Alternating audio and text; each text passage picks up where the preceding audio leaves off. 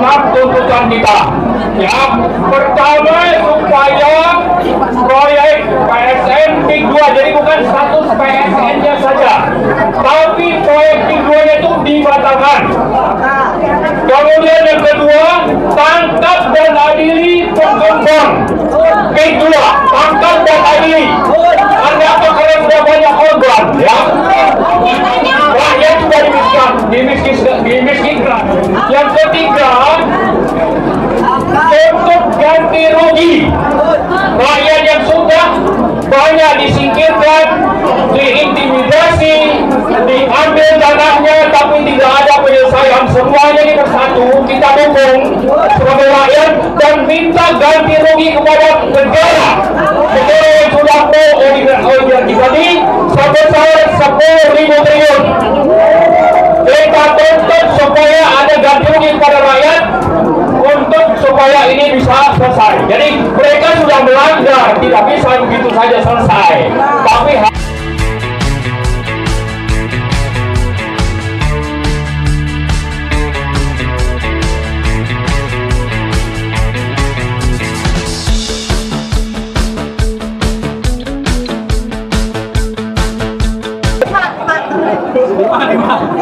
ya, terima kasih Mas Gisa.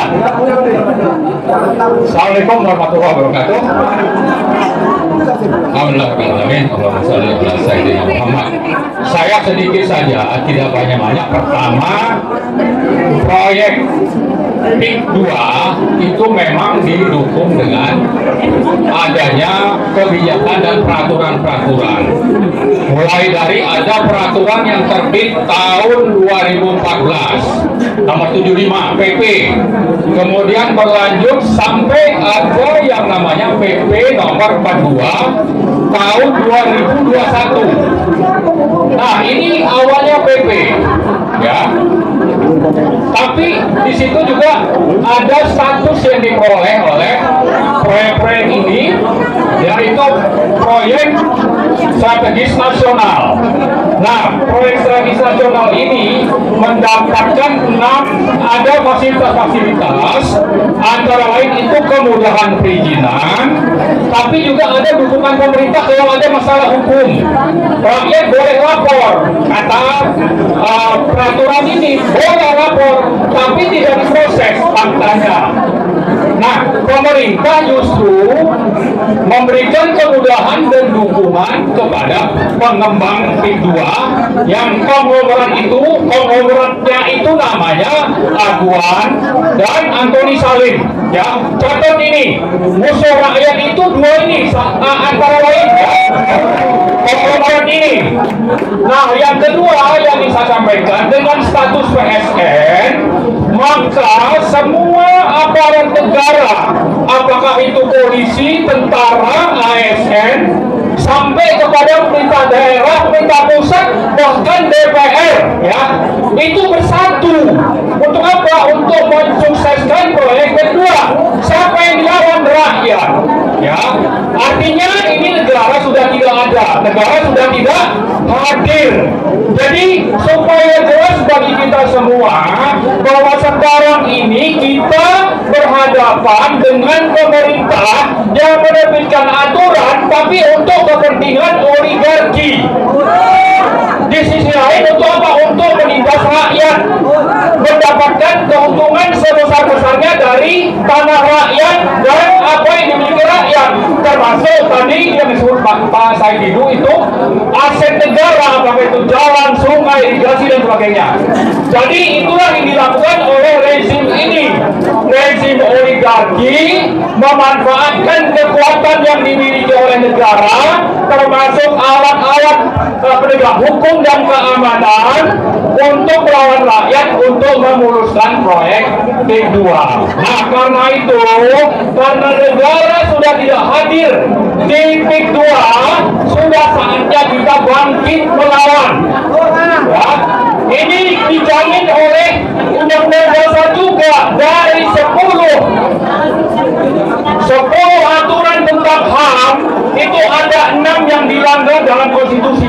6-nya itu dilanggar oleh rezim fasis pro oligarki ini. Nah, dalam kita melakukan gerakan, saya ingin membacakan 6 tuntutan kita. Ya, pertama supaya proyek PSN PIK 2, jadi bukan status PSN-nya saja, tapi proyek PIK 2-nya itu dibatalkan. Kemudian yang kedua, tangkap dan adili pengembang PIK 2, tangkap dan adili. Anda apa karena sudah banyak korban, ya? Rakyat sudah dimiskinkan. Yang ketiga, untuk ganti rugi rakyat yang sudah banyak disingkirkan, diintimidasi, diambil tanahnya, tapi tidak ada penyelesaian. Semuanya ini bersatu kita dukung sebagai rakyat dan minta ganti rugi kepada negara. Negara yang sudah oligarki tadi sebesar 10.000 triliun. Kita tuntut supaya ada ganti rugi kepada rakyat untuk supaya ini bisa selesai. Jadi mereka sudah melanggar, tidak bisa begitu saja selesai, tapi harus ada ganti rugi. Kemudian yang keempat, gugat pengembang oligarki yang sahamnya sudah terdaftar di Bursa Efek Indonesia, yaitu namanya PANI, ya, Pondok Indah Kapuk 2. PANI kode di bursanya. Ini harus kita gugat ke arbitration internasional. Yang kelima, proses hukum para pelanggar HAM berat. Mereka sudah melakukan pelanggaran HAM berat di sekitar 9 atau 3 kecamatan yang ada di daerah Banten. Nah, yang terakhir, kita menuntut supaya proyek PIK 2 mulai dari kebijakan pemerintah lalu menerbitkan peraturan-peraturan sampai ke Menko ini diaudit menyeluruh. Jangan-jangan kita menemukan ternyata di PIK 2 itu ada saham Jokowi misalnya, ada saham Luhut misalnya, ada saham Erlangga misalnya. Nah, kita tidak menunggu. Caranya supaya bisa ditemukan, kita minta dilakukan audit menyeluruh. Saya kira itu saja 6 tuntutan rakyat karena negara sudah tidak hadir di Indonesia, terutama di Banten. Merdeka! Terima kasih. Assalamualaikum warahmatullahi wabarakatuh. Terima kasih Bang. Terima kasih Bang. Tepuk tangan dulu untuk Bapak Wakil Saudara. Ya, alhamdulillah negara sudah dikangkangi oleh oligarki, tapi rakyat tidak bisa dikangkangi oleh oligarki. Betul. Rakyat akan bangkit hari ini. Masyarakat Banten akan mengulang lagi sejarahnya melawan para penjajah. Siap. Oke, di sini ada orang Banten juga asli, rakyat Banten yang juga aktivis kita, Ibu Ida Kusdayanti. Terima. Nah, silakan Bu Ida. Tapi pesan sponsor. Nah, 3 menit katanya ya. Masih semangat? Orang Banten mana? Kayaknya pada sana. Banten. Assalamualaikum warahmatullahi wabarakatuh. Ada Banten di sana. Yang kita Banten adalah daerah sejuta ulama dan ribuan santri. Saat ini sedang dihajar habis oleh pemerintah dengan PSN. Kita tahu PSN itu programnya untuk pemerataan daerah, tapi daerah mana dulu yang dikatakan Banten saat ini sudah sedang dihabisi. Ibarat bakar kebun, dia diambil dari pesisir, nanti akan ke tengah daerah menjelang pusat, dan kita terkurung di situ. Akankah kita diam? Akankah kita diam? Akankah kita diam? Akankah kita diam? Banten, kemarin beberapa waktu lalu saya pertemuan dengan Pak Seyudi dan beberapa petinggi dengan DPD. Di sana kita sudah diterima dengan baik. Kita ceritakan apa yang terjadi. Kita lihat apa yang terjadi ketika tanah kita diambil, digerus, pasir-pasir kita, tanah kita diambil dengan produk yang tidak bernomor polisi kemana ke PIK 2. Itu saya lihat karena saya tiap hari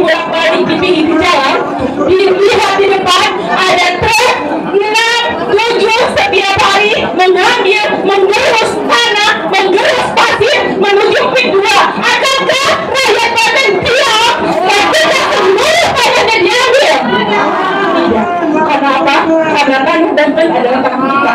Di sini kita berdiri, di sini kita hidup, di sini kita mencari nafas, dan langit Banten pun akan kita junjung. Semangat! Setuju? Kita suatu saat ketika pemerintah tidak mengapresiasi apa yang sedang kita perjuangkan, mau tidak kita berhadapan head to head dengan mereka, mampu tidak kita balikan semuanya kepada hati dan diri dan pikiran kita, tetap jernih dalam berbuat, tetap jernih dalam bersikap, tetap cerdas dalam bertindak. Assalamualaikum warahmatullahi wabarakatuh.